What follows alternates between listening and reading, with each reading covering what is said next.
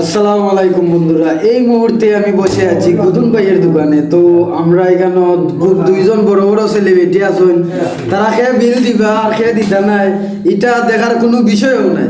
মানে আমরা রংসা খাইমু, আমি আর ভাবিলে তারা খাওয়া শেষ। তো অনেক মোবাইলটা ঘুরে দেখাও, দুইজন স্পন্সার, অনেক বড় বড় স্পন্সার। আপনারা জাকিরকে দেখতে পাচ্ছেন, সুলেমান মাতো তুমি মাতো